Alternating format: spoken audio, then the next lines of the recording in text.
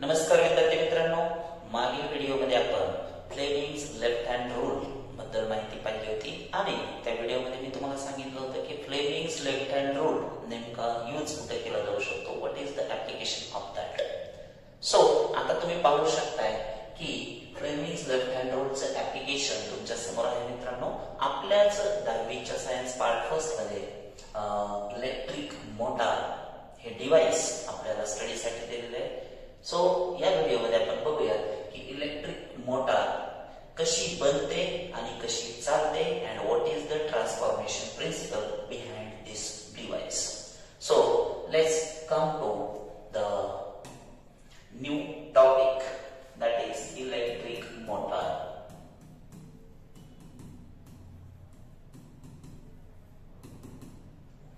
मित्रांनो, हे जे डिव्हाइस आहे ते तुम्ही तुमच्या दैनंदिन जीवनात सगळीकडे पाहताय. This is the one of the example of electric motor only. पाण्याची मोटर ही दिसते जिथे आपण हौदामधून टाकीमधून पाणी वर काढू शकतो, वरच्या कुठल्याही मजल्यावरती पोहोचवू शकतो. इलेक्ट्रिक मोटार ही अनेक डिव्हाइसेस मध्ये यूज केली जाते मित्रांनो. इलेक्ट्रिक फॅन्स मध्ये इलेक्ट्रिक मोटार असते, त्यानंतर मिक्सर मध्ये, ग्राइंडर मध्ये इलेक्ट्रिक मोटार असते, त्याचबरोबर कम्प्युटर्स मध्ये, रेफ्रिजरेटर मध्ये, वॉशिंग मशीन मध्ये अशा वेगवेगळ्या ठिकाणी इलेक्ट्रिक मोटारचे युजेस आहेत आणि मॉडिफाईड फॉर्म मध्ये पण आहेत. पाहतो कुठे वापरली जाते ते. वॉटर पंप्स मध्ये इलेक्ट्रिक मोटार असते मित्रांनो. त्यानंतर रेफ्रिजरेटर मध्ये,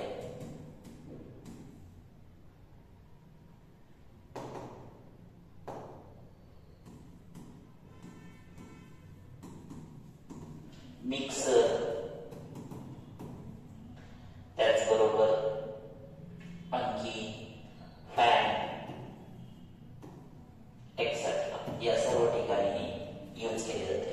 आता इलेक्ट्रिक मोटारचं प्रिन्सिपल काय नेमकं किंवा त्याच्या पण डेफिनेशन बघूया अगोदर. What is electric motor? So electric motor is a device which converts electrical energy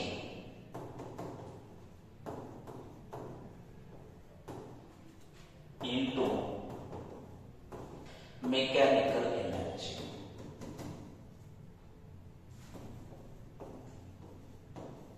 so तुम्ही पाहू शकताय काय आहे इलेक्ट्रिक मोटार. तर हे एक असं डिव्हाइस आहे जे की एका फॉर्म मधल्या एनर्जीला म्हणजेच इलेक्ट्रिकल एनर्जीला मेकॅनिकल एनर्जी मध्ये कन्वर्ट करत आहे. तुम्ही पाहू शकताय की सपोज इलेक्ट्रिक फॅन आहेत, सर्व इलेक्ट्रिकल एनर्जीचं कन्वर्जन फॅन करतात त्यावेळी मेकॅनिकल एनर्जी मध्ये होतं. मोटर जी पाण्याची असते त्याच्यामध्ये सुद्धा तुम्ही बघू शकताय ऍक्सेल रोटेट झाला की पाण्यावरती फोर्स क्रिएट होतो आणि तो अपोजिट टू ग्रॅव्हिटी हे पाणी जे आहे ते वरच्या टँक पर्यंत हौदात पोहोचवलं जाऊ शकतं.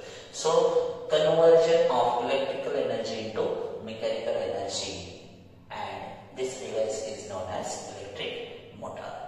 चलो आता आपण प्रिन्सिपल कडे जाऊया. मागील व्हिडिओमध्ये आपण पाहिले की Fleming's left hand rule. Fleming's left hand rule काय सांगतो तर या तीन गोष्टी लेफ्ट हँड मध्ये आहेत की थंब, इंडेक्स फिंगर आणि मिडल फिंगर. या तिन्ही एकमेकांना परपेंडिक्युलर आहेत. Thumb indicates the force on the conductor, index finger indicates the magnetic field on the conductor, and the third one is this is the direction of the current. So Fleming's left hand rule चे जे parameters आहेत की magnetic field आणि current या सोबत तिसरी एक गोष्ट तिथे घडते म्हणजे फोर्स ऑन द कंडक्टर. आपण बघूया की याच्यामध्ये नेमकं एक्झॅक्टली काय होतं. सो प्रिन्सिपल काय आहे इलेक्ट्रिक मोटरसाठी? A current carrying conductor, current carrying conductor when placed in a magnetic field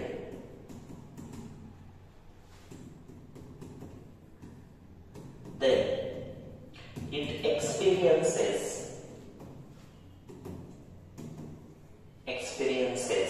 a force.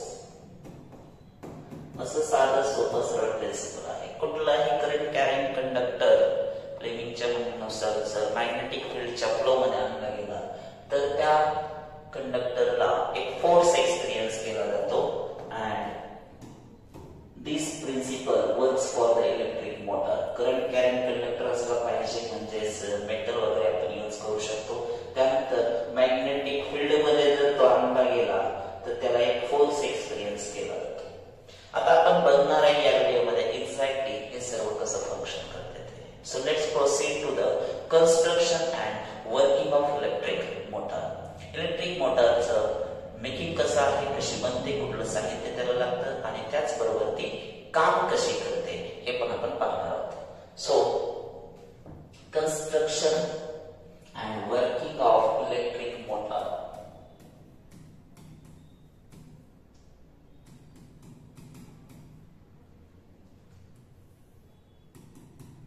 Construction मध्ये मित्रांनो जे काही लागणार आहे ते साहित्य मी तुम्हाला सांगतो.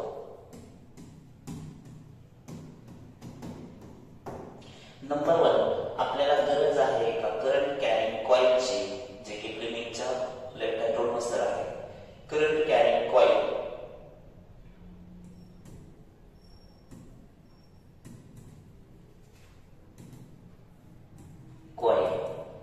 जी कॉइल रेक्टँग्युलर असेल.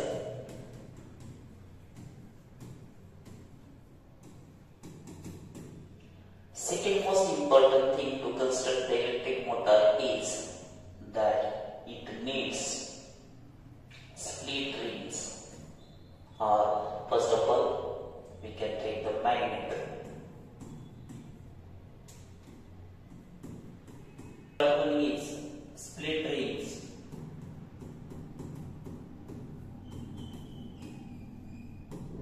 Fourth one is carbon brushes.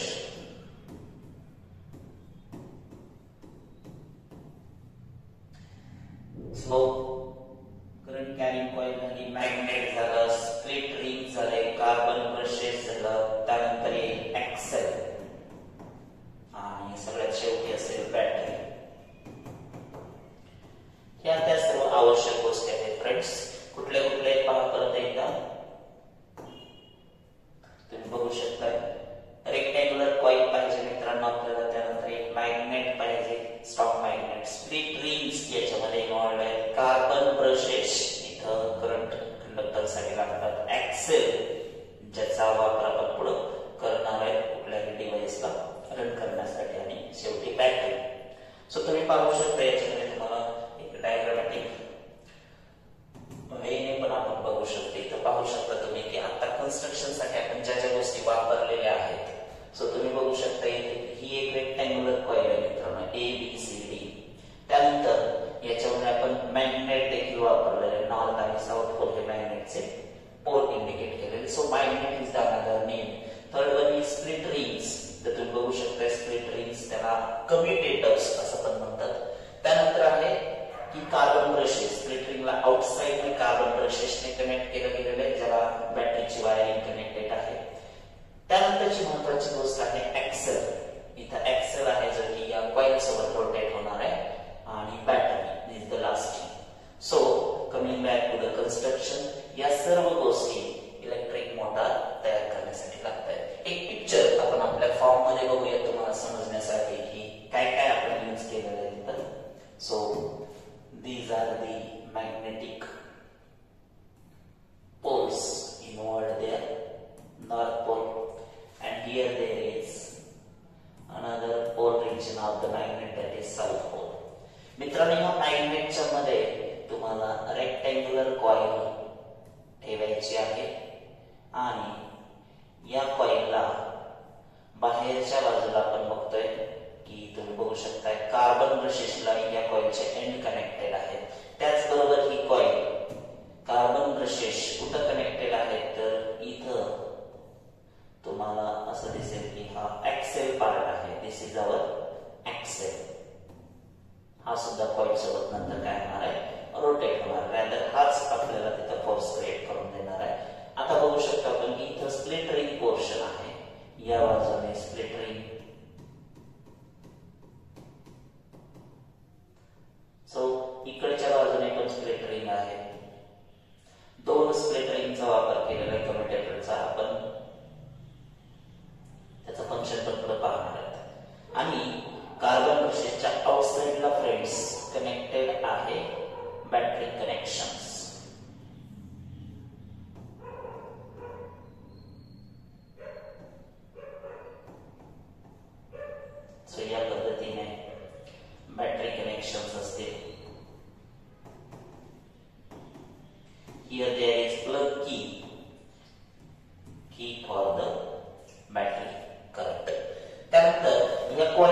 जे नेमिंग आहे फ्रेंड्स, आपण नेमिंग पण करून ठेवूयात की कॉइलला आपण आपल्या समजण्यासाठी नाव देतोय ABCD. सो रेक्टँग्युलर कॉइलची की कॉपरने बनलेली आहे, करंट कॅरिंग कॉइल आहे, ती आपण इथं ठेवलेली. आता आपण एक्झॅक्ट जाऊया. हे झालं कन्स्ट्रक्शन पार्ट, त्याच्यामध्ये सर्व पार्ट तुम्हाला दिसत आहेत. कार्बन ब्रशेस मी म्हटल्यास नाव आपण देतोय कार्बन ब्रशेस. सो याला जर F म्हटलं तर हा E असेल. दोन कार्बन ब्रशेस आहेत, E आणि F. त्यानंतर स्प्लिट रिंग्स आहेत. स्प्लिट रिंग्सला देखील X and Y split rings असे नाव देऊयात. वेगवेगळ्या ठिकाणी वेगवेगळी नावं तुम्हाला याला पाहायला मिळतील. हा जो रॉड आहे तो आहे एक्सेल, जो की फिरणार आहे कॉइल सोबत. त्यानंतर ही आहे आपली रेक्टँग्युलर कॉइल. रेक्टँग्युलर कॉइल ज्यामधून करंट पास केलं जातंय, आणि हा तुम्हाला सगळ्यांना माहितीच आहे मॅग्नेट.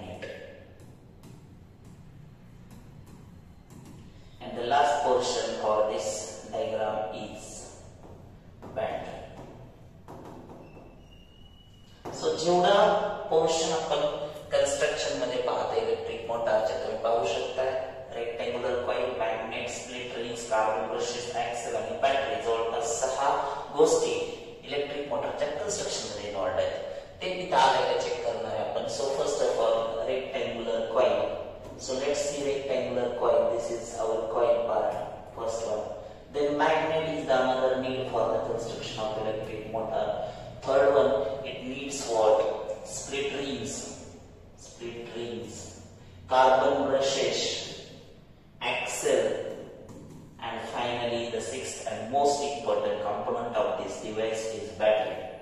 So या 6 गोष्टी इलेक्ट्रिक मोटर बनवण्यासाठी लागतील. तुम्हाला बोर्ड परीक्षेत हे डायग्राम हमखास विचारले जाते मित्रांनो. सो हे 6 नावं तुम्हाला चांगले लक्षात ठेवायचे आणि सिक्वेन्स तोडू नका, जेणेकरून तुम्हाला काय होईल ते वेळेला आठवेल. सिक्वेन्स मागे पुढे करून लिहित गेलं तर तुम्हाला ते आठवणार नाही. आता जाऊया आपण एक्झॅक्ट वर्किंग पॅटर्न कडे. So how does the electric motor works? So let's see working of electric motor. Of electric motor.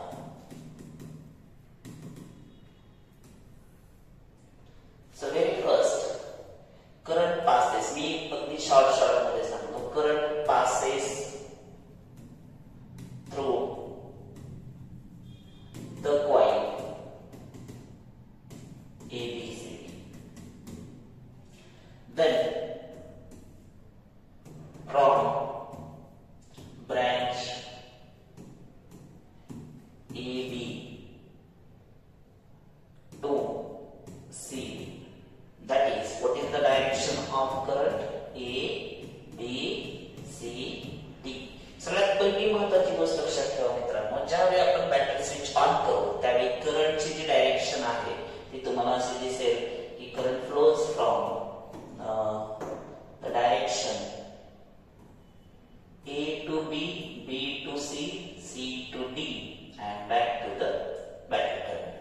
So current ची direction A, B, C, D आहे. फर्स्ट हाफ मध्ये करंट ची direction A, B, C, D अशी आहे. A to B, B to C, C to D. So आता ज्यावेळी तुम्हाला principal आपण बघितले की ज्यावेळी एखादा current carrying conductor magnetic field मध्ये येतो फ्रेंड्स, त्यावेळी तुम्ही बघू शकता मॅग्नेटिक फील्डची डायरेक्शन अशी आहे, नॉर्थ टू साऊथ असते. What is the magnetic field direction? It acts from north to south.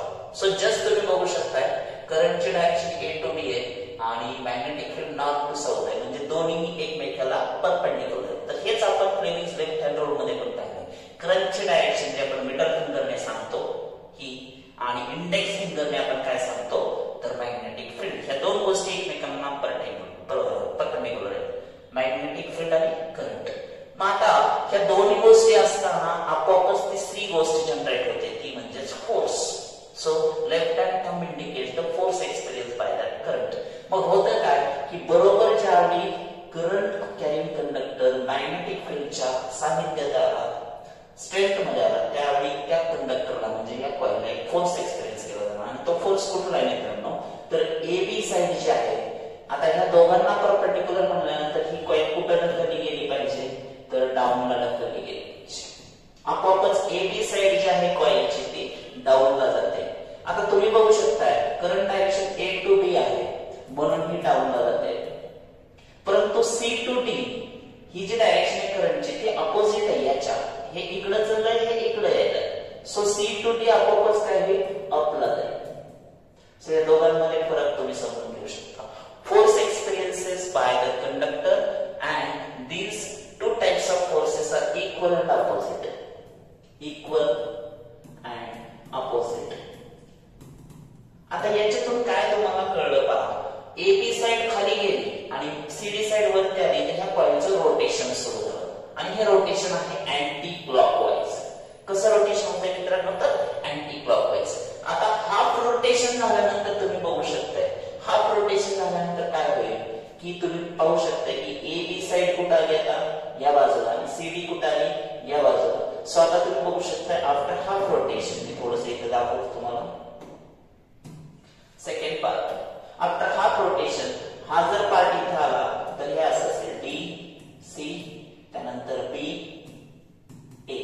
So half rotation नंतर कॉइलचं जे डायरेक्शन आहे करंटचं ते चेंज होणार, कारण आता करंट कसा फ्लो होतोय D to C, C to B, B to A. मग डी सी ची साइड आहे परत एकदा ती कुठं फेस होणार, डाऊनला फेस होणार आणि बी ए कुठं फेस होणार, अपला फेस होणार. सो डीसी साइड जी आहे किंवा ती या बाजूला आल्यानंतर ती खाली जाईल आणि एबी वरती जाईल.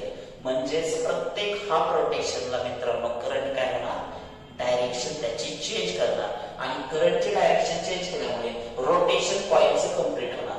कारण इथून इथं आली, करंटची डायरेक्शन बदलली, परत ही साइड वरती जाणार, परत ही साइड खाली जाणार. It means the coil rotates in anti clockwise direction.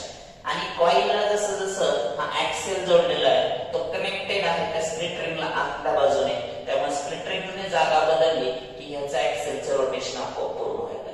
Overall काय तर तुम्ही समजू शकताय की याच्यामध्ये इलेक्ट्रिक एनर्जीचं कन्व्हर्जन ऍक्सेलच्या रोटेशन मध्ये होत आहे.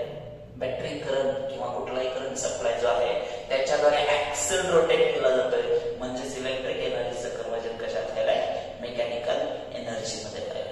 सो स्टेप बाय स्टेप आपण परत एकदा याला रिवाइज करूयात. फर्स्ट पॉइंट आपला कुठला होता, तर करंट ज्यावेळी कॉइल मधून पास केला गेला ABCD from branch A B to C D तर त्याची डायरेक्शन एबीसीडी आहे. After half rotation, after half rotation current reversed, त्यामुळे त्याची डायरेक्शन काय होईल आता सांगा, D C B A. Hence the coil rotates in, hence the coil rotates in anti-clockwise direction, anti-clockwise direction, and ultimately the axle. आपला पर्पजच आहे मित्रांनो ऍक्सेलला फिरवायचा. ऍक्सेल ज्या मोमेंटला फिरला त्यावेळी आपलं जे ध्येय आहे, गोल आहे ते साध्य झालं. सो तुम्ही बघू शकता की करंट पास केल्यानंतर तो अगोदर एबीसीडी असतो, कॉइल अँटी क्लॉकवाईज रोटेशन घेईल. आफ्टर हाफ रोटेशन करंटचं डायरेक्शन रिव्हर्स झालं, त्यामुळे कॉइल परत पुन्हा दुसरं हाफ रोटेशन कंप्लीट करते आणि त्यामुळं कॉइलला अटॅच असलेला जो ऍक्सेल आहे तो सुद्धा मित्रांनो तुम्हाला फिरताना दिसेल. अशा पद्धतीने इलेक्ट्रिक मोटार काम करते आणि तुम्हाला कन्स्ट्रक्शन आणि वर्किंग वरती एक्झाम मध्ये क्वेश्चन विचारला जातो. यामध्ये आता काही फंक्शन्स पण मेन आहेत जे महत्वाचे, मला इथं सगळं लिहून देता येणार नाही, पण लक्षात ठेवा की कार्बन ब्रशेस हे इलेक्ट्रिक करंट मध्ये कॉइलकडे पोहोचवण्याचं काम करतायत. त्यानंतर स्प्लिट रिंगचं फंक्शन आहे मित्रांनो टू रोटेट द ऍक्सेल, ऍक्सेल फिरवण्यासाठी आहे. स्प्लिट रिंगचा पहिला जो कॉन्टॅक्ट असतो, सपोज एक्स ही स्प्लिट रिंग आहे तर त्याचा पहिला कॉन्टॅक्ट असतो कार्बन ब्रश ई सोबत आणि वाय ही स्प्लिट रिंग असते त्याचा कॉन्टॅक्ट असतो एफ सोबत. पण ज्यावेळी हाफ रोटेशन होतं सेकंड हाफला आपोआपच पोझिशन बदलते. x is in now contact with the f and y is in contact with now e. So split रिंगचा पर्पज असतो आहे की कॉईल जशी फिरते तसा ऍक्सेल फिरत राहिला पाहिजे. हे होतं इलेक्ट्रिक मोटारचं कन्स्ट्रक्शन आणि वर्किंग. मित्रांनो, तुम्हाला हा व्हिडिओ कसा वाटला कमेंट मध्ये नक्की सांगा. अजून काही कमतरता जर तुम्हाला वाटत असतील की किंवा तुम्हाला आणखी एखाद्या पॉइंट वरती डिस्कशन पाहिजे असेल तर कमेंट मध्ये आवर्जून सांगा. लवकरच भेटूया एका नवीन व्हिडिओ सह.